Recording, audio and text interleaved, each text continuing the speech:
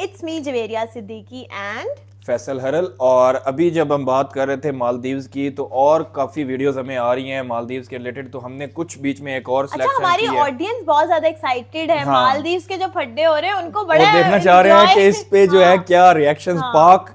पाकिस्तानी क्या रिएक्शन दे रहे हैं, और साथ साथ वो ये भी देखना चाह रहे हैं कि वो मालदीव्स के बारे में हम क्या कहते हैं कि हाँ। मालदीव्स ने सही किया लेकिन गलत अच्छा, मैंने किया। इसकी जरा 1-2 सेकंड की मैंने वो देखी है इंस्टाग्राम वगैरह पे, कुछ सीरियस फड्डे हो रहे हैं, तो आई एम नॉट श्योर कि अभी क्या होगा। स्टार्ट करते हैं और देखते हैं कि कितना पार्लियामेंट में मतलब ऐसा क्या क्योंकि हो कोई सकता है। ऐसी वीडियोस वायरल हो रही हैं जिसमें पार्लियामेंट में बहुत ज़्यादा मार कुटाई चल गई है उनकी मालदीव्स की। मतलब कि मतलब ये एक लेसन ये है कि जब तक कंट्री बाकी दुनिया के साथ नहीं उलझती ना, तब तक उसके अंदरूनी मामला ठीक रहते हैं। जैसे वो किसी के साथ उलझती है तो जो अपोजिशन पार्टीज हैं वो लड़ना एक दूसरे के साथ, मतलब वो आपसी मसलों में फंस जाते हैं। तो ये एक लेसन तो है कि सुकून से रहो भाई दुनिया में। अगर नहीं रहोगे तो फिर आपस में, जैसे आपस अभी में, हाँ। अगर हमारा पाकिस्तान का देख लो तो हमारी पी पार्टी, पीटीआई, आपस नून में लीग बहुत आपस में भिड़ी हुई हैं। वो कहते हैं ये अच्छा नहीं कर रहे, वो कहते हैं अच्छा नहीं कर रहे हैं। अगर लेकिन यही उनको भी तो ऑपोजिशन को भी तो एक मिल गया है ना इतना बड़ा कि अब हाँ देखो यहाँ पे टूरिज्म नहीं हो पा रहा हाँ, है, तो ये वो नहीं उन्होंने हो वो रहा, पॉइंट नहीं हो पकड़ रहा। लिया है, वो हाँ। पॉइंट पकड़ लिया और उस पे वो बजा रहे हैं। हाँ। अब प्रेसिडेंट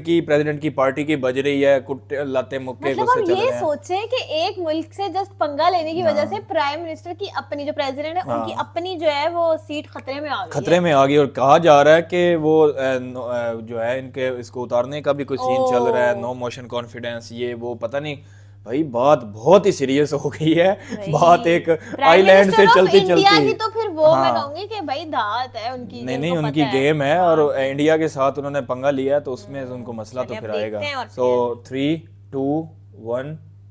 तो दोस्तों, इस समय आप जो स्क्रीन पर देख रहे हैं ना, ये कोई WWE की फाइट नहीं है, ना ही ये कुश्ती का अखाड़ा है, और ना ही ये 4 बदमाश हैं जो एक चौराहे पर लड़ रहे हैं। नहीं। दरअसल ये लोकेशन है मालदीव की पार्लियामेंट। जी हाँ, मालदीव की संसद है, और वहाँ पर मालदीव के जो सांसद हैं आपस में इतनी बुरी तरीके से लड़ रहे हैं। और आपको बता दूं, जो वीडियो मैं आपको दिखा रहा हूँ ये कुछ भी नहीं है, इससे भी ज्यादा बुरी तरीके से ये लोग लड़े हैं। वो फुटेज मैं आपको यहाँ नहीं दिखा सकता यूट्यूब गाइडलाइन की वजह से, लेकिन आप ऐसा करना, इस सर तो नहीं वीडियो को फाड़ दिया देखने के भाई? बाद मेरे इंस्टाग्राम कहते हैं या ट्विटर Instagram पर पे चले आके जाना, देखा। वहां मैंने अपलोड कर दी है।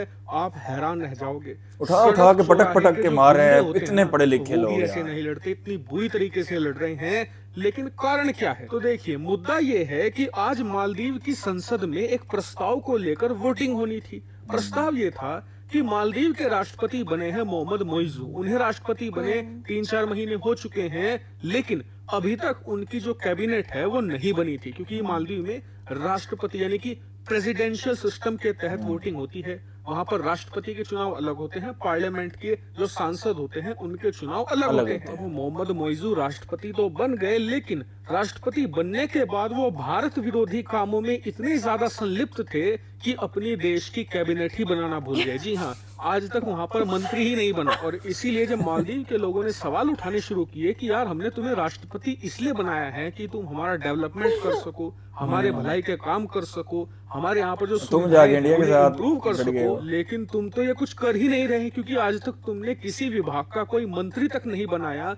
तुम तो भारत विरोधी काम में इतने संलिप्त हो कि सब कुछ भूल बैठे हो। क्या तुम राष्ट्रपति सिर्फ और सिर्फ इसलिए बने हो कि भारत का विरोध कर सको, या फिर हमारी भलाई के लिए? और इसीलिए आज मालदीव के राष्ट्रपति मोहम्मद मोइजू को इसकी याद आई। उन्हें पता लगा कि लोगों में गुस्सा है, तो इसे शांत करने के लिए उन्होंने अपनी कैबिनेट बनाई, उसका प्रस्ताव संसद को भेजा। संसद में इस प्रस्ताव पर वोटिंग होनी थी कि मोहम्मद मोइजू ने जो अपनी कैबिनेट बनाई है इसे अप्रूवल दी जाए या फिर नहीं। और यहीं पर मोहम्मद मोइजू फंस गए। दरअसल मालदीव में राष्ट्रपति भले ही मोहम्मद मोइजू हो, लेकिन जो मालदीव की संसद है वहां पर बहुमत विपक्षी पार्टी के पास है। अब मान लीजिए यही कैबिनेट का प्रस्ताव अब से कुछ महीने पहले, जब मोहम्मद मोइजू नए नए राष्ट्रपति बने थे, तब संसद में आता तो आसानी से पास हो जाता, क्योंकि जब नया राष्ट्रपति चुना जाता है तो जनता अपोजिशन उसके पार्टी साथ के पास होती है। भी तो काफी वोट्स विपक्षी हैं। पार्टियां भी उससे भिड़ने की कोशिश नहीं करती। लेकिन कई महीने बीत चुके हैं, कई ऐसे मुद्दे उठे हैं राष्ट्रपति मोहम्मद मोइजू के खिलाफ जिससे जनता में उनके खिलाफ गुस्सा है। ऐसे में विपक्षी पार्टियों को लगा कि यार, ये हमारे लिए एक बड़ा मूवमेंट है, जनता हमारे साथ धीरे धीरे आ रही है, मौका मिल क्यों ना गया ना। यहाँ पर मोहम्मद मोइजू को फंसा लिया जाए। और इसीलिए आज विपक्षी पार्टियों ने तय किया कि वो इस कैबिनेट को अप्रूव नहीं होने देंगे, मतलब इसे बनने नहीं देंगे, इसके खिलाफ बहुमत में वोट देंगे जिससे कि ये कैबिनेट गिरे। अब मोहम्मद मोइजू की पार्टी को भी पता चला कि उनके प्रस्ताव को गिराने की पूरी कोशिश की जाएगी, तो इन्होंने क्या किया, इन्होंने सबसे पहले सांसदों के जितने भी माइक थे वो हटा लिए। उसके बाद जो स्पीकर था, जो विपक्षी पार्टी का ही था, उसे घेर लिया और उसे बोलने नहीं दिया। उसके बाद दोनों पार्टियों में झगड़े स्टार्ट हो गए, धक्का मुक्की, और फिर बात मारपीट और बालों को उखाड़ने तक पहुंच गई। इतना ही नहीं, इस मारपीट के दम पर ही मोहम्मद मोइजू ने तानाशाही रवैया दिखाया और अपनी पार्टी के कुछ जो मेन लीडर थे उन्हें कैबिनेट में अप्रूवल दिलवा दी। हालांकि बाकी अभी भी अटके हुए हैं क्योंकि अप्रूवल उन्हें मिलने में मुश्किल हो रही है। इतना ही नहीं, इस मारपीट के बाद सत्ता पक्ष और विपक्ष दोनों के सांसद सड़कों पर आ चुके हैं, एक दूसरे के खिलाफ प्रदर्शन कर रहे हैं। और इस पूरी घटना से पूरा मालदीव दो गुटों में बंट चुका है, एक जो मोहम्मद मोइजू के साथ है, दूसरा जो विपक्षी पार्टियों के साथ है। इतना ही नहीं, इस पूरे मामले से चीन, जो पिछले कई महीने से लंबे लंबे प्लान बनाकर बैठा था कि मालदीव में अपना मिलिट्री बेस बनाएंगे, भारतीय सेना को उखाड़ फेंकेंगे, भारत के जितने भी डेवलपमेंट के प्रोजेक्ट चल रहे हैं मालदीव में उन्हें बंद करवाकर उन्हें भारत से छीनेंगे, वहां पर भयंकर कर्जा देकर उनकी जमीन कब्जा लेंगे, सारे धरे रह गए हैं क्योंकि बिना कैबिनेट अप्रूवल के ये हो ही नहीं सकता। और दूसरी बात, पिछले कुछ महीनों में जो घटनाएं हुई हैं उससे मालदीव की अर्थव्यवस्था को झटका लगा, उसकी छवि को झटका लगा, इसलिए मोहम्मद मोइजू की छवि भी खराब हो रही थी। लेकिन आज के घटनाक्रम ने तो एक कालख ही पोत दी है मोहम्मद मोइजू की छवि पर, इसीलिए विपक्ष और मजबूत हो रहा है। और मैं आपको आज ही बता दूं, आने वाले कुछ समय में अगर मोहम्मद मोइजू की सरकार गिरती है तो आप बिल्कुल भी आश्चर्यचकित मत होना। हालांकि इस पूरे घटनाक्रम पर मेरी नजर है, जैसे ही कोई खबर आएगी सबसे पहले यही मिलेगी, इसलिए आप चैनल को सब्सक्राइब कर लें। ठीक, कैसी लगी आपको ये वीडियो?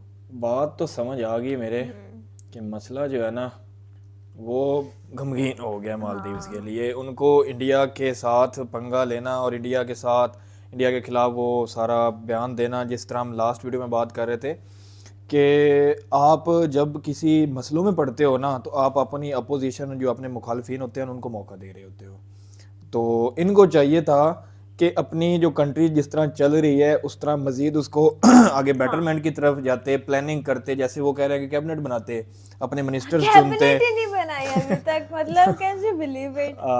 तो वो जो है वो दौरे शोरे पे चले गए, उधर से वो भी बाहर ही थे, चाइना की तरफ ही थे, तो पीछे से उनके कुछ लोगों ने जो है वो इंडिया के खिलाफ बयान दे दिया, उससे पैनिक बना, उससे पब्लिक जो है वो अभी बात बीच में कर रहे थे ना कि उनको मौका मिल गया और पब्लिक का सपोर्ट भी उनके साथ आने लग गया जो दूसरी पार्टीज हैं। तो अब वो दूसरी पार्टीज हर जगह पे इनके रोड़े अटका रही हैं। तो जब वो जीते हुए हैं, जब उन्होंने देखा है कि यार ये तुम्हारे लिए मसला है, तो फिर एकदम ये पैनिक, इंसान ये तो कहते हैं ना कि स्मूथनेस चलनी बड़ी ज़रूरी है।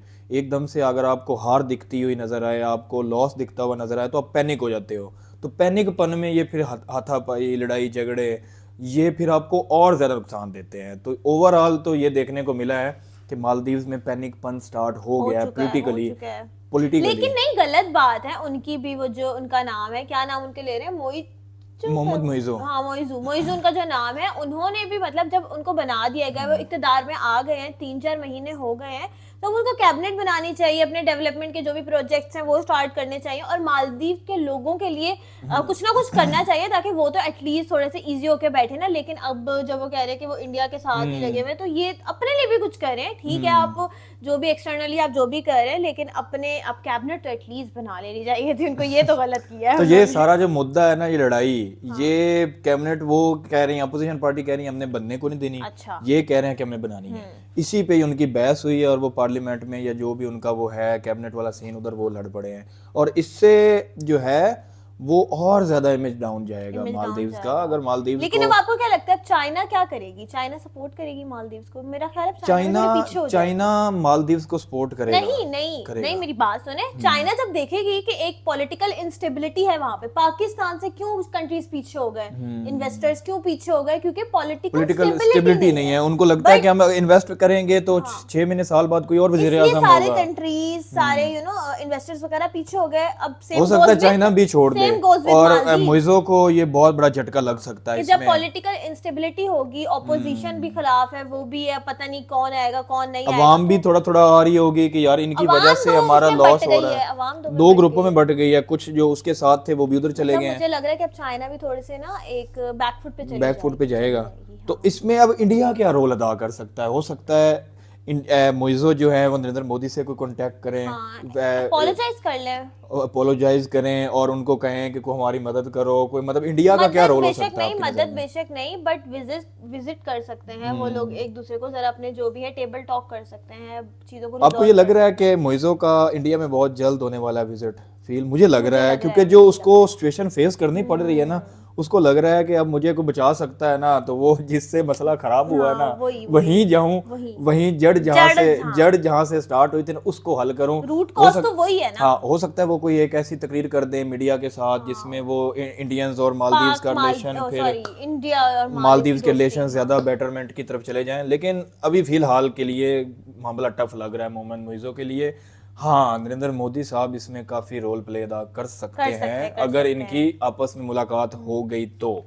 नहीं तो अपोजिशन तो फिर आपको पता है, अपोजिशन तो फिर नहीं हिलने भी नहीं देगी, सांस भी नहीं लेने देगी। लेकिन आप लोग मुझे बताएं कि इस वीडियो पे आपकी क्या ओपिनियन है, as an Indian, as a Pakistani, या फिर अगर मालदीव से दुनिया कोई में देख रहा है जहां तो से भी हाँ, कोई देख रहा है तो वो अपनी ओपिनियन दे सकता अपनी है। ओपिनियन दे सकता है। और सोचो मालदीव के कुछ लोग देख रहे हो, अगर मालदीव्स के देख रहे हैं तो वो बताएं कि आपको क्या लगता है कि क्या होगा, क्या हो रहा है और आगे क्या होगा। लेकिन ऐसा पाकिस्तानी मैं तो, क्योंकि मेरी एक पॉजिटिव सोच है, मैं तो यही चाहूंगा कोई कंट्रियां भी आपस में मसलों में ना पड़े। अगर इंडिया और मालदीव्स के मसले हैं तो वो भी खत्म हो जाए, इंडिया और पाकिस्तान के हैं तो वो भी हो जाए, चाइना और इंडिया के हैं तो वो भी हो जाए, अमेरिका और इस चाइना के हैं तो वो भी हो जाए।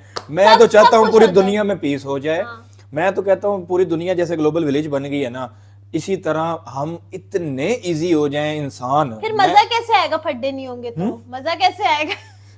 ये मजा सबसे ज्यादा पॉलिटिशियंस और मीडिया वाले लेते हैं, जो इलेक्ट्रॉनिक्स मीडिया होते हैं ना। हम तो बेचारे पीस पीस पीस पीस करके खप जाते हैं, क्योंकि यार मैं ऐसा इंसान हूं, मैं चाहता हूं कि यार इंसान माइंडली इजी हो जाए। देखिए सुपर पावर तो पता है ना कि आपको कि किस तरह से थोड़ा बहुत तो रहेगा, रहेगा। थोड़ा बहुत तो इंडिया का भी रहेगा, यूएसए का भी रहेगा, चाइना का भी रहेगा, बट जो बाकी कंट्रीज हैं जो अभी उस लेवल पे नहीं गई हैं, वो जरा डिप्लोमेटिक ज्यादा हो जाए और बना के रखे एक दूसरे के साथ, सुकून के साथ, प्यार से, मोहब्बत से। आप लोगों की क्या ओपिनियन है इस वीडियो के बारे में, वो आप शेयर कर सकते हैं कमेंट बॉक्स में। लाइक करें, सब्सक्राइब करें, और तब तक के लिए खुदा मिलते हैं नेक्स्ट वीडियो में।